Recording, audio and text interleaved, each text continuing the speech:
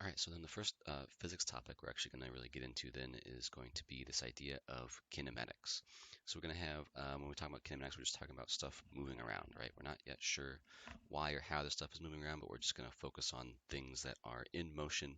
We're going to see what kinds of patterns and relationships we can draw for these types of things that are moving around. And for now in particular, what we're going to focus on, we're going to focus on one-dimensional kinematics. What do I mean by one-dimensional?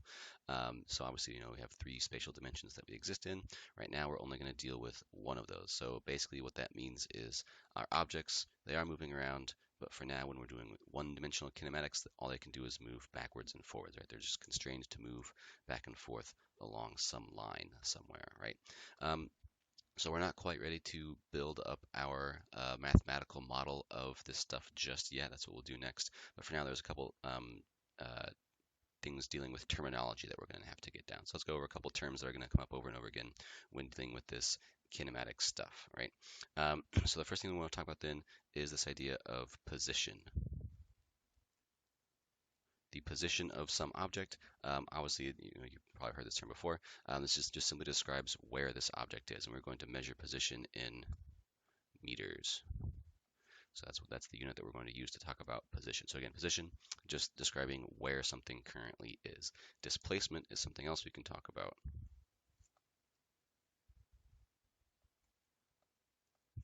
This is also going to be in meters. Use M to denote that.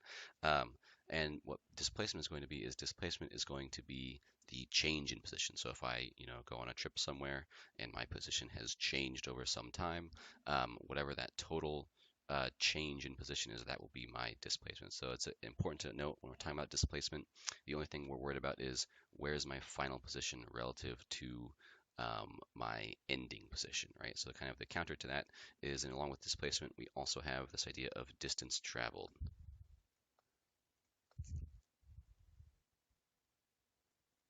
This is also going to be in meters.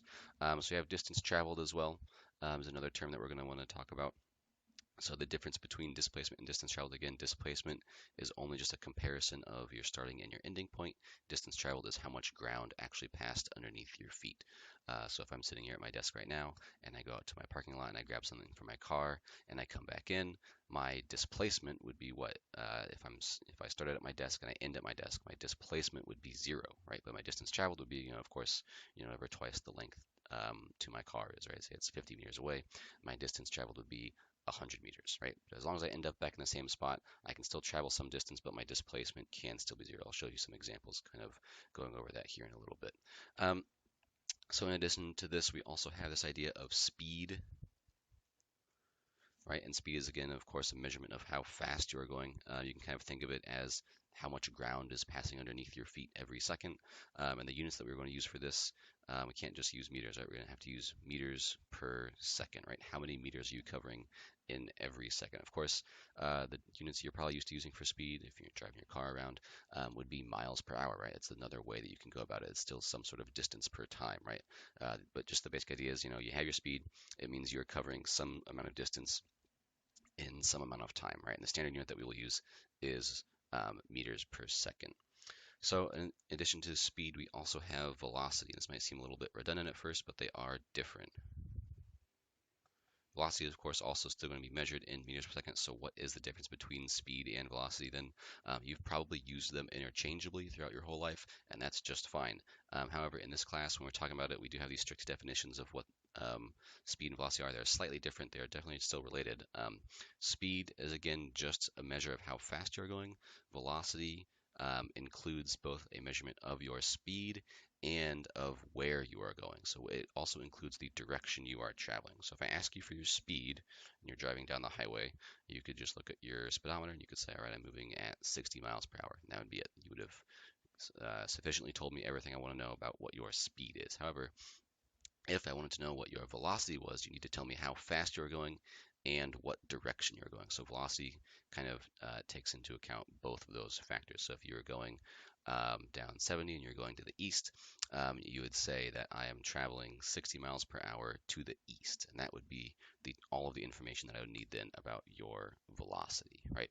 So of course our last term, I guess not really our last term, but the last term that is going to come up over and over again is going to be acceleration, right? So what is acceleration? Acceleration is going to be a measurement of how quickly our velocity is changing. So our velocity is really, strictly speaking, is a measurement of how quickly our position is changing. Our acceleration is a measurement of how quickly our velocity is changing. So the units that we can use for acceleration then would be meters per second, or just alternatively, you can just write meters per second squared. So why do these units look like this?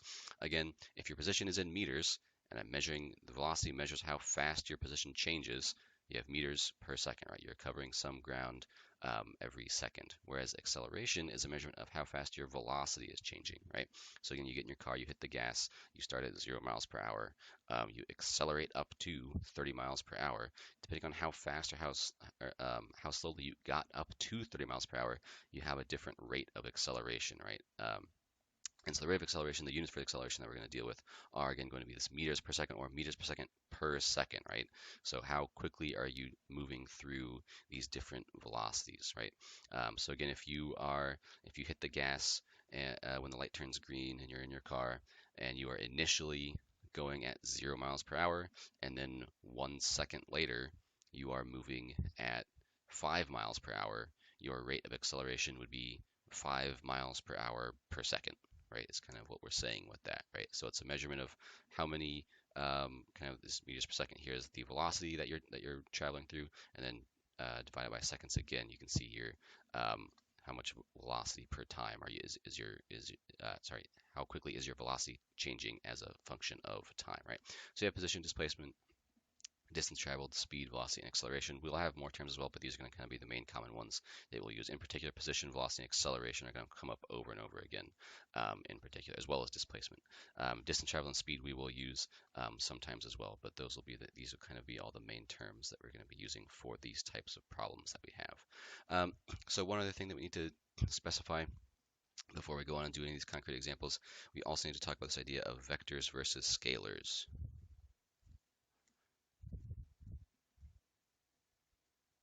So what do I mean by vectors versus scalars here? See, there's just two different types of mathematical quantities that we're going to be dealing with. These are going to come up over and over again throughout the semester. We'll start by applying them to these kinematics terms here, seeing which ones are which. But basically, everything that we're going to be dealing with is either a vector or it is a scalar. So all of these terms fall into one of those two categories, and pretty much all of the terms that we deal with when we're going to calculate stuff throughout the rest of the semester will be either a vector or a scalar. So what is the difference between these two? So scalars is probably what you're used to dealing with, right? A scalar quantity, something that is a scalar, is just something that measures an amount of stuff. So if you just have something like, say, mass, right? If you're going to say how much what your mass is, right? As we said before, mass is in kilograms. It's a measurement of how much stuff there is. Mass is going to be a scalar. A vector, though, has another component to it, right? The vector, for our purposes, we're going to say that vector also is going to denote some direction to it. So a nice simple example here, we have our speed and velocity. Speed is a scalar quantity and velocity is a vector quantity. And again, the difference is speed is just a measurement of how fast you are going, whereas velocity does take into account what direction you are moving as well. So that's the main difference between our vectors and scalars. Anything that is a vector has some sort of direction associated with it. Position, this one's actually going to be a vector. We do want to have some sort of direction associated with our position.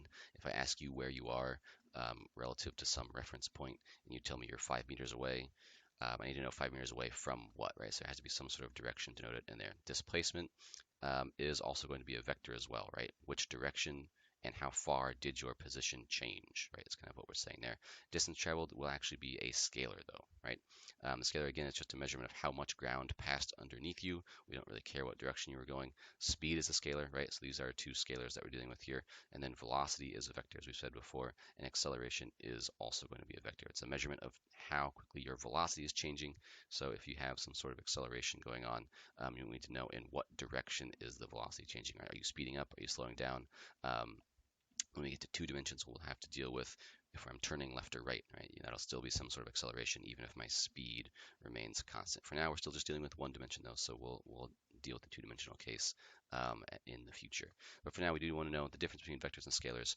This is just measuring some sort of amount of something, and this is measuring an amount plus a direction, right? You need both a length and a direction for some vector. Again, though, for now, since we are dealing in one dimensions, we only have one dimension, sorry, we only have two different directions that we can possibly specify, right? All of our vectors have to be either pointing forward or they have to be pointing backwards, right? And that's it. That's all we have to worry about. When we get into, again, when we get into two dimensions later on, it'll get a little bit more complicated, but we'll deal with that at a later date. For now, again, vectors, scalars, just the difference is there a direction denoted or not in the quantity that you are measuring. Something else that we can then talk about would be this idea of average velocity.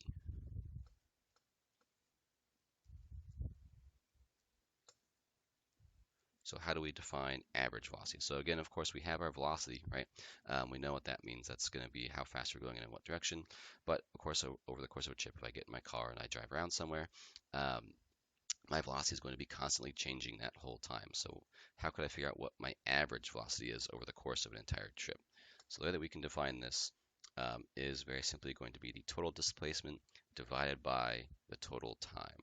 So we'll have x minus x initial. So this is what I'm going to say. I'll say x final, right? My final position minus my initial position is how I'll denote this, divided by just the total time that passed, right? We'll say t final minus t initial, t naught.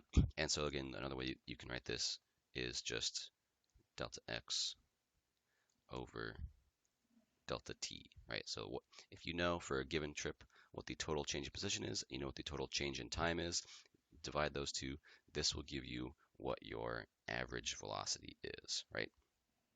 So one quick example that we can do with this, let's say that we have, if I walk 1 kilometer down the road in 15 minutes. Oops, make sure it's actually on the screen.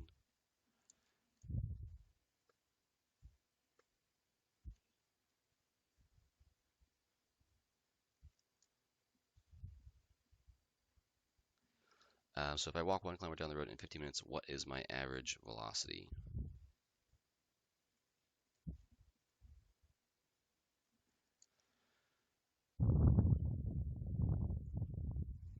So of course, in this case, as you're walking down the road, sometimes you got to stop for traffic. Sometimes you're going to be moving faster. Sometimes you're going to be moving slower. Maybe you're going to stop and smell some flowers along the way. Who knows what you're going to do? It doesn't matter. All we know is we've covered 1 kilometer down the road, and we have done this in 15 minutes, right? So my average velocity in this case is going to be, I'll say V average for average velocity. My average velocity in this case will be total distance, 1 kilometer divided by 15 minutes, or again, 15 minutes is 0.25 hours. So we'll have 1 by 0.25 hours, and this will give us about 4 kilometers per hour is what we would get. So that would be how you very quickly calculate your average velocity for a trip. Again, I don't know all the details about this trip. Maybe I sped up, maybe I slowed down. But if you just want the average velocity of the trip, you can just take the total distance divided by the total time. So then again, along with average velocity, we can also start to calculate something called average speed. How do we go about calculating our average speed? Well, for average velocity is our total change in position over our total change in time. Our average speed we can simply calculate as the distance traveled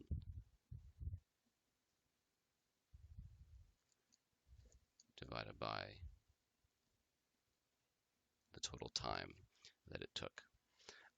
So we can do a quick example with this one. Let's say we go to the store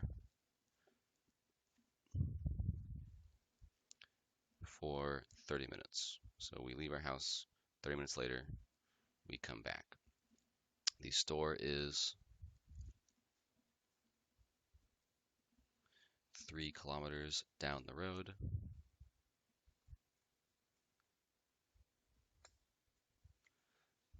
What is our average speed